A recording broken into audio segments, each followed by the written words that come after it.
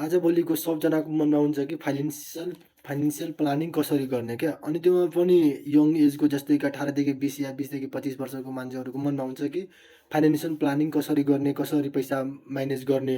अनि तपाईँ मानौँ 18 वर्षदेखि 28 वर्षसम्म फाइनेन्सियल प्लानिङ कसरी गर्नुहुन्छ, त्यसको लागि सेभिङ एकाउन्ट सबले सेभिङ पैसा राख्छ ब्याङ्कमा गएर 2 लाख, 1 लाख, 10,000 जति पैसा हुन्छ जोसँग जो सेभिङमा राख्छ होइन? तर त्यो पैसाले केही हुँदैन क्या। भन्छ नि मान्छेहरू जो मान्छेसँग पैसा छ त्यसलाई नि पैसा हुन्छ क्या, त्यही हो रिजन क्या। रिजन त त्यो हो तर हामीले पनि गर्न पाइन्छ क्या। यो होइन कि जोसँग पैसा हो त्यो पैसा मात्र कमाउन सक्छ क्या। पैसाले पैसा तान्छ त्यो हो, राइट हो, मैले पनि भनेको राइट हो। तर तपाईँहरू एसआइपी गराउनुहोस् क्या। पैसाले पैसा तान्छ, तपाईँहरू पनि मजाले तान्न सक्नुहुन्छ कि 500 देखि 1000 देखि त एसआइपी गराउनु भयो नि।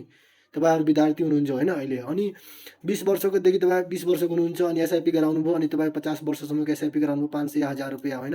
अनि तपाईँ 50 वर्षपछि त्यो पैसा निस्काउनुहुन्छ नि, यतिको अमाउन्ट हुन्छ 1 करोड या त्योभन्दा यतिको अमाउन्ट आउँछ कि तपाईँलाई त्यो फ्युचरमा राम्रो काम लाग्न सक्छ क्या। अनि त्यही भएर तपाईँहरू पनि एसआइपी गराउनुहोस्। अनि यो कुरा राइट हो कि पैसाले तान्छ, पैसा राखेर पैसा कहिले बढ्दैन। पैसा बढ्छ तर कम एमाउन्टमा बढ्छ होइन। तर एसआइपी त्यही पैसाले तपाईँहरू गर्नुभयो भने नि त्यो पैसा राम्रो एमाउन्ट बन्छ र पछिको दिनमा तपाईँलाई राम्रो काम पनि लाग्छ। पैसा त काम लाग्छ नि, सेभिङ एकाउन्टमा ब्याङ्कमा गएर राख्नुभयो, डिपोजिटमा राख्नुभयो, त्यसमा पनि पैसा दिन्छ, नदिने कुरा होइन। तर एसआइपी गराउनु भयो नि त्योभन्दा 3 गुणा पैसा तपाईँलाई पाउनु सक्नुहुन्छ क्या। अनि यसको एसआइपीको खासियत के हो मेन कि तपाईँले 500 देखि पनि स्टार्ट गर्न सक्नुहुन्छ, 1000 देखि मात्र स्टार्ट गर्न सक्नुहुन्छ। अब किनकि धेरै जस्तो मान्छे के भन्छ मसँग पैसै छैन, म के फाइनेन्सियल प्लानिङ गर्नु, के पैसा बचाउनु। अब 500 देखि तिमीलाई यहाँ एसआइपी गराइरहेछ अनि त्यो राम्रो कुरा भएन। अनि त्यही भएर साथी सबजना मिलेर एसआइपी गराउनुहोस्।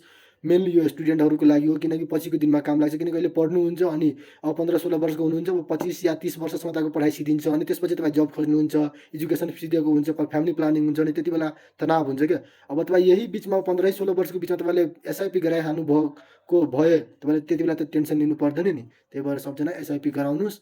मैले नि गराएको थुप्रै, यो पनि भनिरहेको छु तपाईँहरूलाई। योमा केही त्यो टेन्सन छैन कि पैसा बुड्छ त्यो हुन्छ, त्यो केही हुँदैन क्या त्यो पैसा।